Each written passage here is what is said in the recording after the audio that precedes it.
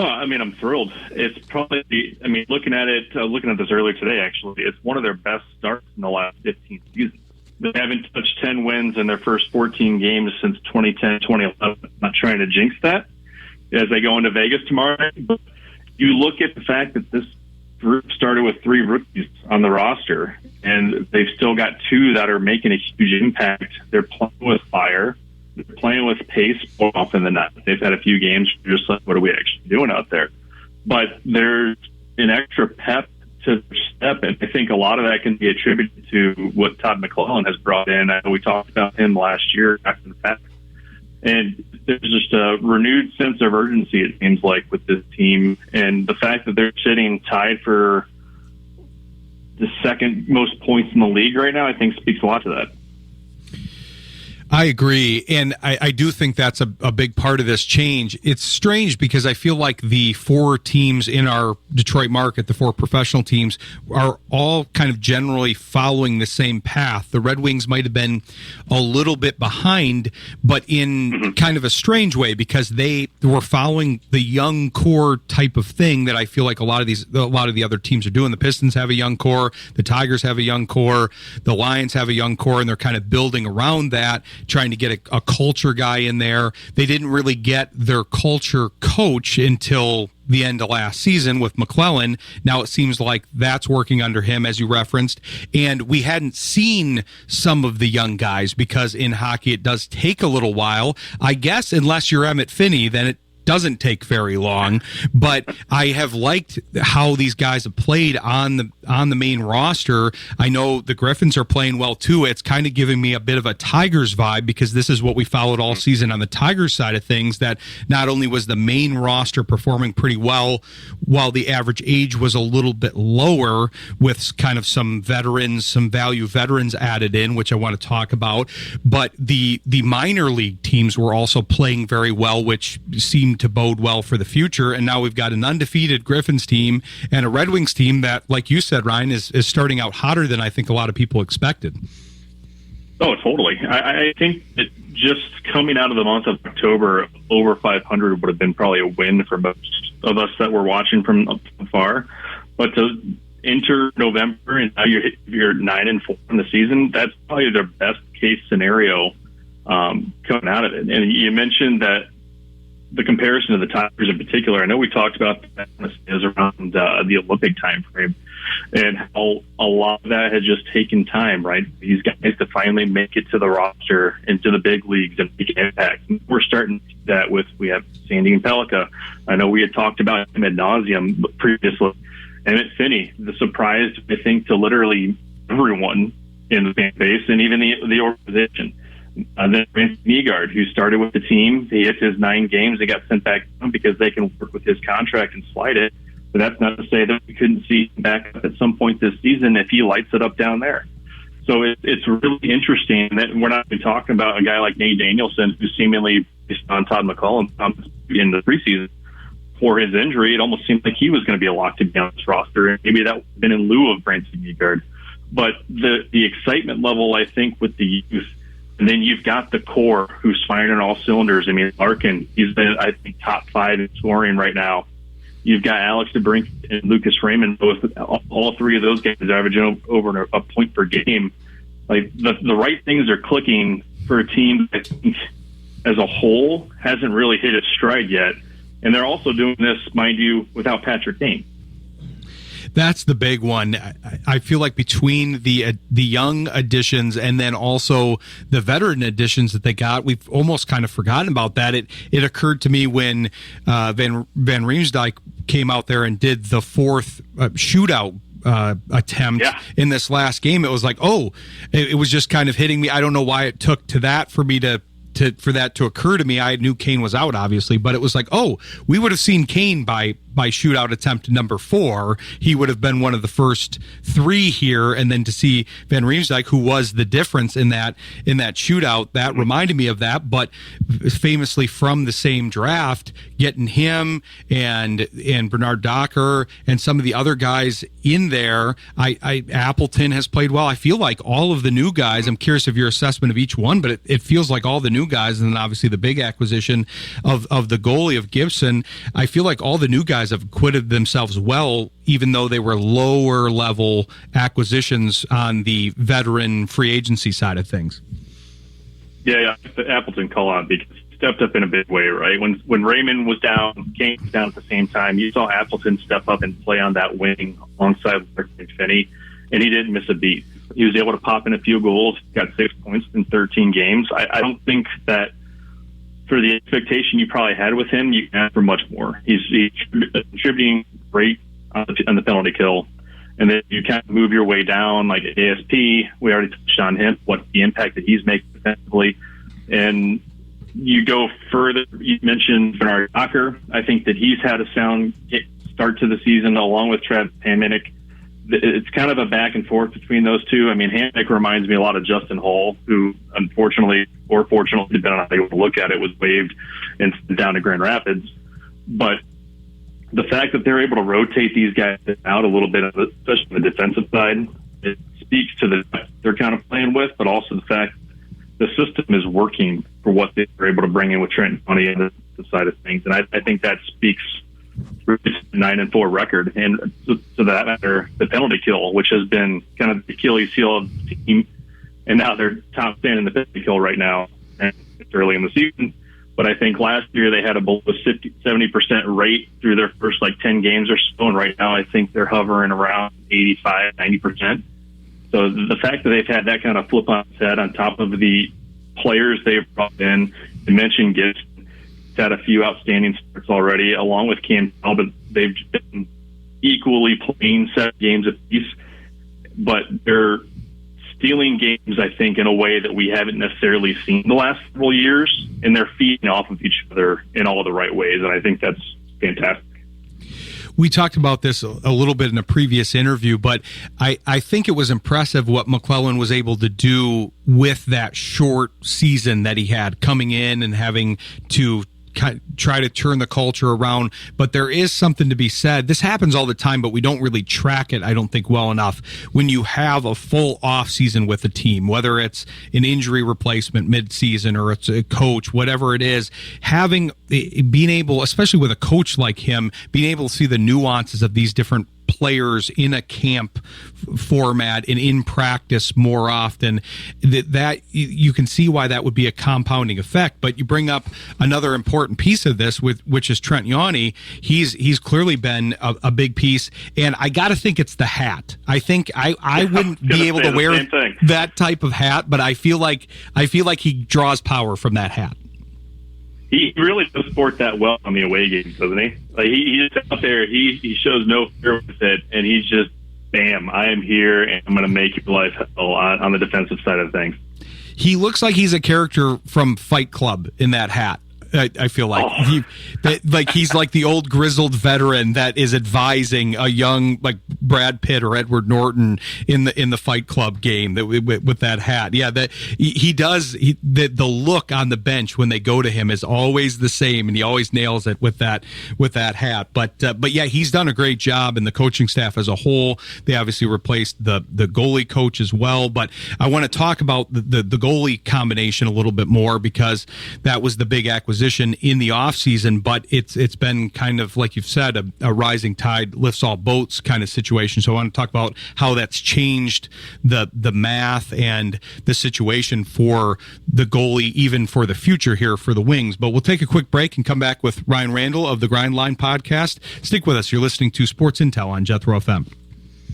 From the Scully Statewide Moving Studios. Country with a twist. Jethro FM. 1530 AM. WYGR Wyoming Grand Rapids. 94.9 FM Grand Rapids. 99.5 FM Lowell. And Jethro South. 980 AM WAKV Otsego Plainwell. 98.9 FM Otsego. And 105.1 FM Kalamazoo. Available worldwide at Jethro.fm. Coming back here with Ryan Randall, talking about sandwiches, hats, and also hockey. Ryan, I did ask my producer, I turned to him in between the segment, and I said, I think you would look good in one of those hats. And he had to look up what we were talking about, and he did confirm that he does indeed have a Trent Yawney hat. So that I think that needs to be a trend.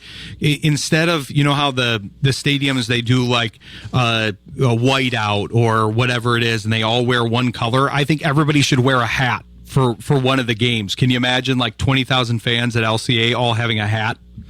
Ooh, we need a Yanni night is basically what you're saying. Exactly. I think that would be. I think the energy there would be electric, or everybody would be silent. I don't know if they would be like Yanni and just all stand like with their arms kind of folded, but then it'd be super intense. Like then the opposing team wouldn't know what to do with that kind of atmosphere. It's like, I've got 20,000 Yannis in the house. I don't know what to do with this. I mean, just think if they comp that with a flannel night in lieu with the hat. What's the hat called? What's the proper term for that hat? I'm not sure. Big G, I think, is going to be able to help us. He looked it up. It's called a driver's cap. Oh, I wouldn't have known that one. Driver's cap with flannel. You can do that. You can pay homage to Trent, and you can pay homage to Mickey Redmond with the flannel. Like, it could be one heck of a night. I think we're on to something here. I think we might have to present this to the Red Wings, especially in their centennial season. They're doing different promotions. I like this. We're on to something. But I like that we always get some brainstorming done, and we talk some good Wings here. But yeah, there's more Wings to talk about. I mean, the goalie situation has been great. I am a big. It feels like Talbot has gotten lost in the shuffle a little bit because he's always been kind of the solid pair with whoever he's been paired with throughout his Red Wings tenure. Now he's got a guy that's really a counterpart with him, and I was going to say next that Talbot is probably on his way out, but I'm not saying that because of his play. I'm saying that because of his advanced age, but he's still looking very good. But it seems that the progression here was supposed to be, okay, we're going to get Gibson in, and then Talbot will play until he's done, and then kind of age out, and then give way to likely Kosa, and then he can be paired. He can be the young goalie learning from Gibson, and we've got kind of a progression going. Then maybe Augustine gets into the mix or what have you. But I'm really impressed with this goalie pair because, yeah, the defense has had some blips. It's been a lot more solid this year, but those two back there, they don't give away a lot of cheap ones, and when it's mattered, they've really been very solid as a pair, and like you said, have worked very well together, where there's not really a big difference between what's happening out there night to night, no matter if the back of the uniform says Talbot or Gibson. Yeah, and I think that's been important because, like I mentioned just a little bit ago, they split the start 7-7, right? But you look at the loss. I mean, Cam Talbot's rocking with a 5-1, with Gibson going 4-3. But that's really not to say that the losses have been bad outside. I mean, arguably for Gibson, he had a rocky start in that Montreal opener that just wasn't pleasant from really any sense of the word when you watch that game. But since then, he's stolen the game. He's been in overtime, and you look what these two can do. You mentioned Talbot being 38. He won't be 39 until after the season's over. Is this likely his last year? It could be. I mean, with the way that he looks on the ice, the way he looked last night, going into the shootout, he's playing fresh. The key thing, I think, as we talk about any goalies, is will they both stay healthy? I know that Gibson's got a little bit of back and forth with that. Talbot had a little bit of issue last season. But I think to that point, and as you mentioned it, you got Sebastian Kosa, you've got Pastava, both are just crushing down in Grand Rapids. I think you can go with either guy at this point to bring in as an as-needed basis to back these two up. But what I appreciate about Talbot and Gibson right now is they are splitting time. They're not necessarily, they're riding the hot hand, but at the same time, they're also making sure that both guys are staying fresh enough to give this an opportunity to win. To go back on the Yanni defense piece, they're playing well more often than not. And some of these guys, in a way that we haven't really seen the last several seasons, they're clearing the lanes. They're keeping things a little less hectic. Yes, it does happen. And we've seen it a little bit in breakdowns late in games of late. But I think what's important is they both look comfortable. They're both in the puck well. They're able to make the saves in a timely manner to help this team win, which is, again, I'll say probably over and over again, something we aren't very familiar with over the last couple seasons. There are a few things that are different about this team, and one of the things I was thinking about while you were making all those great points is the fact that I think one of the other parts, we always use the word grit for Detroit sports teams, and they do seem grittier with some of the acquisitions and some of the young guys. They've clearly focused on that, and then that's kind of making the team grittier as a whole. But that also doubles into a bit of resiliency when playing these games, because with these long seasons, the Lions have always been good at it. The Tigers were typically pretty good at it with 162 game season, but you're going to take some bad losses. There's two that I can think of this season, but they bounced back from those losses very well. They're not letting that stick with them, because although the McClellan time frame went pretty well last year, it was kind of murky with they would go on a 7-game win streak, but then they would go on a several game losing streak as well.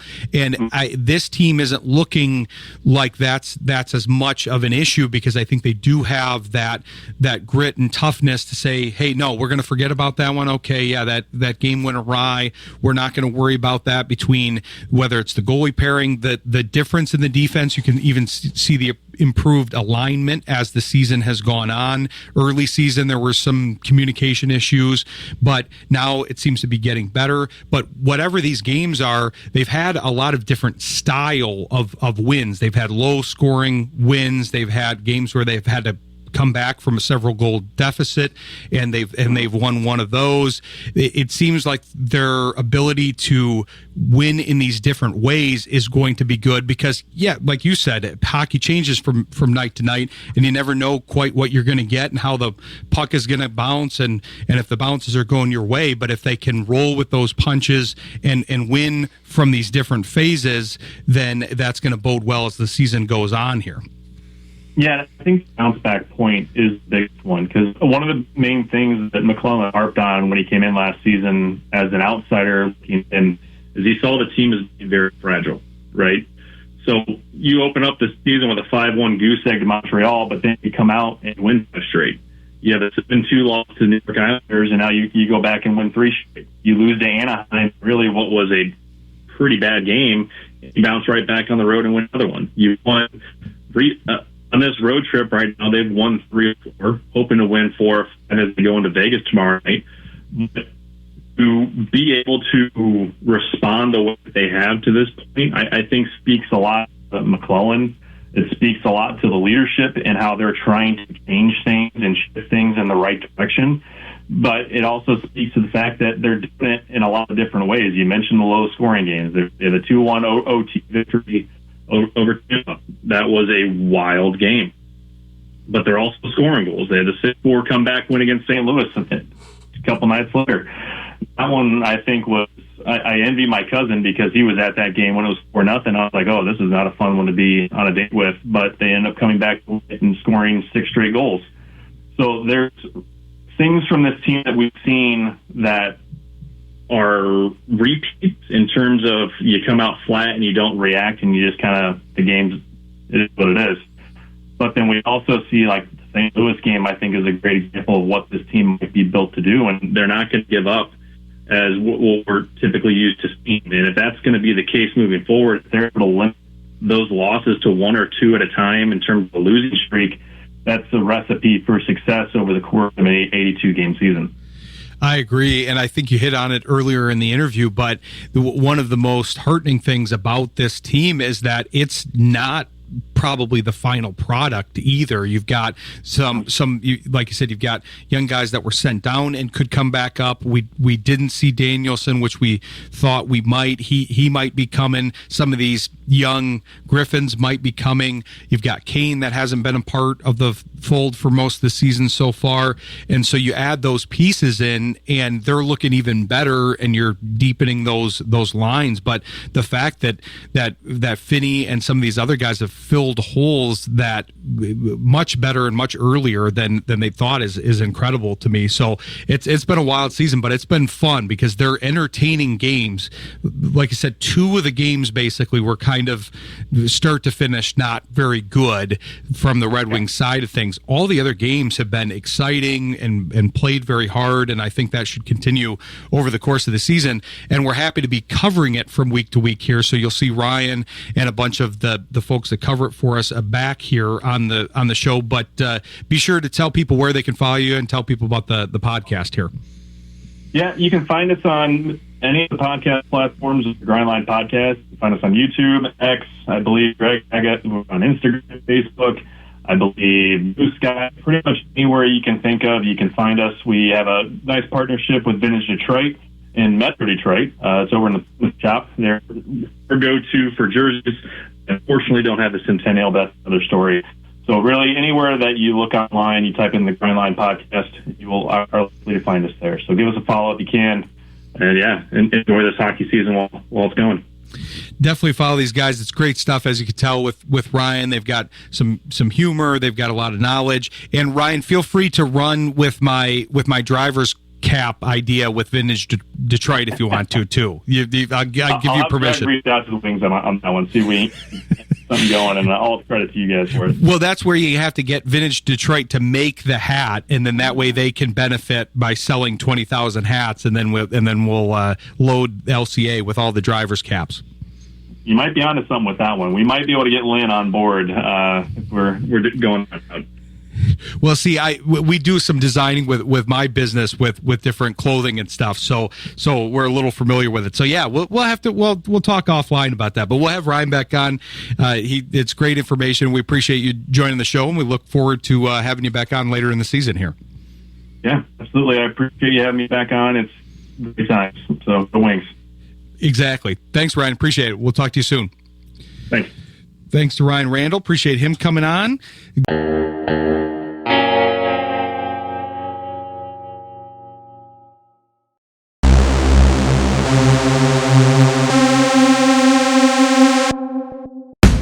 Sports Intel with Ron Walsh is brought to you by Mary Freebed, Collectible Insurance Services, West Michigan Eye Care Associates, Eric Hall, DDS, Calder Financial Group, Grand Management, Rydan Investments, JH Realty Partners, and Encore Business Group. Sports Intel with Ryan Walsh airs live Monday nights, 7 p.m. Eastern on Jethro.fm. Stay informed and stay vigilant.